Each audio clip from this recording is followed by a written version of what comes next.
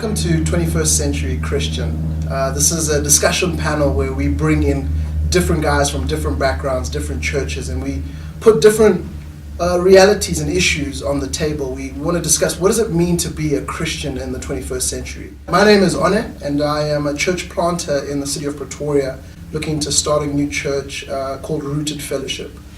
So cool, guys. I thought we'd start by maybe talking a little bit about, what was it like for Christians, back in the day when the letters were being written and churches were being planted, and then try to kind of link it to, what were some of the similarities, if you think there were any, to today, to the 21st Christian today. Yeah, well, I think there were a lot of things that they had to figure out when they were in the first century. You read the book of Acts and you discover that even the apostles didn't have it all together when they started the church. It kind of blew their minds when the gospel went out to Gentiles. Paul had to wrestle with that, and later the rest of the church council at Jerusalem had to wrestle through that. So there were a lot of big changes on the scene where God moved his program from an ethnic group of Israel to a multi-ethnic spiritual group called the church. And so I definitely describe it as a period of taking great doctrine and wrestling with it as new believers, trying to put it into life in the first century. And so I guess bringing that into our context, things are not much different in that we're still wrestling with great doctrines, trying to bring them into life, trying to make them practical, and just trying to figure out how to do life as a Christian in our context. Cool. Guys? So I've figured out that there was a bit of a challenge, especially for first century Jews, because they were moving from the Old Covenant, the Old Testament, and they were moving on to a new covenant. There were a lot of things that they had to deal with, a lot of things that had to change, a lot of ideas that had been embedded in them over time. To which when Jesus came, it's not like he was changing them, but he was fulfilling them. He was making more of a statement of the idea that the faith is more about the heart and not about just doing things.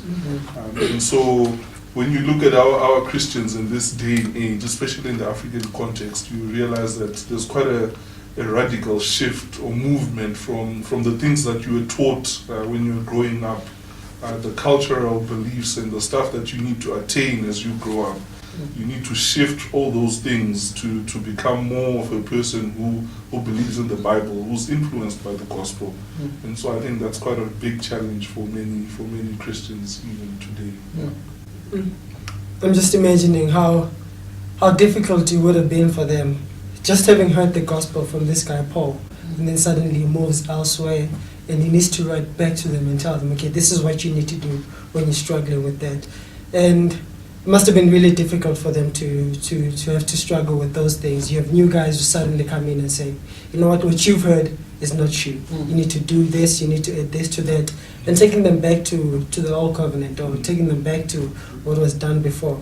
And even today you find that there are people who do such things, that even after the gospel has been taught, you have people who still say, you know what, if you've got Jesus, you've got the gospel, but you need to do a little bit more. And I think the struggles that they had then is the struggles that we've got today, struggles that we really need to counter, that we need to fight, especially people who say, you need something added to the gospel, or you need something added to Jesus. It's a fight that we as a church have to take seriously. So same struggles, but at the same time, same solution. For them, the solution was come to the scripture, take it at face value, believe it, obey it, live it out. And for us, that's exactly where we are today. We need to cling to scripture, avoid the voices of culture that are trying to distract us, and take it at face value, believe it, love it, live it. Same solution.